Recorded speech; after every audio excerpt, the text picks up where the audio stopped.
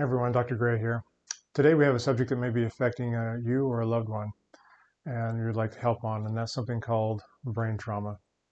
Now, with the icy roads out at the time of this video right now, that's a common thing with auto accidents, but it also affects athletes and people who just take falls. And it's important to know a little bit of the etiology about what brain trauma is, and depending on one of the 6 categories that it falls in, what you do for it.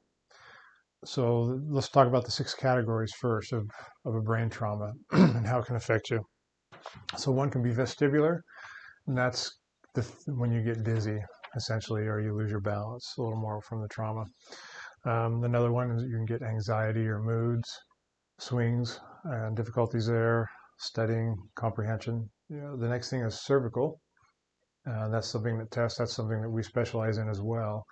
We also test and can analyze for all of these. Now, there may be specialists that treat some of these other areas that we refer you out to, but we can assess for all of these, and we're trained in that. That's one new thing we brought into the clinic this last year is some certifications and training in concussion. The next thing we do is ocular. So that you can get visual disturbances, and then we can also have cognitive fatigue. That's when you just don't have the endurance to study or read or do other functions cognitively that you used to. The last one is what they call post-traumatic migraines. And so you can get headaches, but you can also get headaches from the cervical. So it's important to have someone that can differentiate those so that you get the proper treatment for that. So what do you do on these if you don't know? Well, the one thing you can do initially, if you've never had a trauma, a good idea is to get what they call a baseline. And we have a tool here that you can come in and get tested on. It's not very much, but it'll give you a baseline. It gives you where your normal cognitive function is at. And there's some other tests that we can do as well that are pretty neat that are coming out, some ocular tracing that we'll talk about in a future video. But the first thing we always recommend is you get a baseline.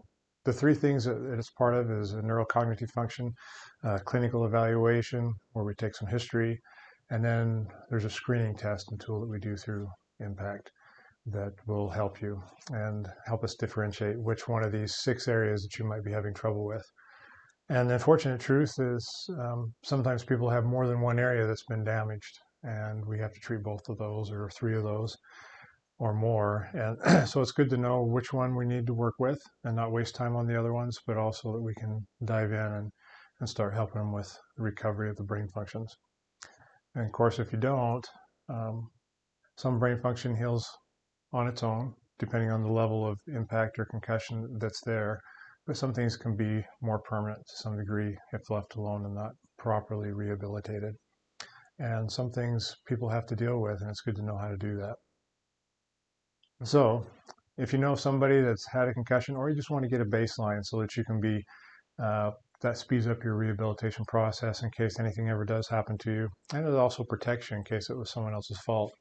Feel free to give us a call at 208-854-0600 and we'll get you set up.